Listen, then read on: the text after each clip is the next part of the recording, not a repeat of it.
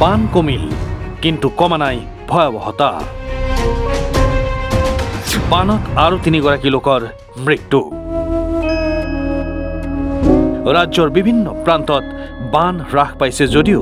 বানকেন্দ্ৰিক সমস্যাৰ ওৰ পৰা নাই এনে পৰিস্থিতিৰ মাজতে আজি ৰাজ্যৰ ভিন ভিন প্ৰান্তত বানত উঠি গ'ল আৰু ৩ গৰাকী লোক চিলাপথাৰত উঠি গ'ল মহিলা টঙানী নৈত উঠি গ'ল অঞ্জলি টাইট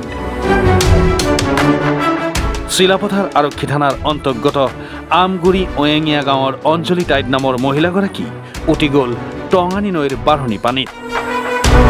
পুৱাৰ ভাগত আন এগৰাকী মহিলাৰ সৈতে মাছ ধৰিবলৈ গৈছিল মহিলাগৰাকী SDRFৰ অভিযান অব্যাহত আছে পুৱা 10:30 মান বজাত আমাৰ চিলাপথাৰ থানাৰ অন্তৰ্গত ধেমাজি চিলাপথাৰ থানাৰ অন্তৰ্গত আমগুৰি অয়েঙিয়া গাঁৱৰ টঙানী নদী বাঢ়নি পানীয়ে অঞ্জলি টাইট নামৰ এগৰাকী মহিলাক উটুৱাই নিলে ইতিমধ্যে SDRF বিষয়াসকলে উদ্ধাৰ অভিযান অব্যাহত ৰাখিছে তথাপিতো কোনো সুমূহুৰ্ত পাবলৈ সক্ষম হোৱা নাই ধেমাজিৰ জিয়াঢলত উঠি গ'ল এজন লোক উঠি গ'ল গণেশ বৰ্মন নামৰ লোকজন লোকজনৰ সন্ধানত SDRFে উদ্ধাৰ অভিযান অব্যাহত ৰাখিছে গোলাঘাটৰ দৈগ্ৰঙত উঠি গ'ল এজন লোক উঠি গ'ল মেমেৰা গগৈ নামৰ লোকজন দৈগ্ৰং নৈ পাৰ হওঁতেই উঠি যায় 1 নম্বৰ মূৰ ফুলনিৰ মেমেৰা গগৈ নামৰ লোকজন ব্যুৰো ৰিপোৰ্ট এনি ভাৰত 24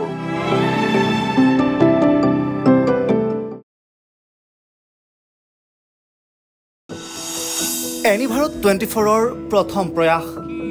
জুবিন গাৰ্গৰ গীতৰ প্ৰতিযোগিতা জুবিনৰ গানে কি আনে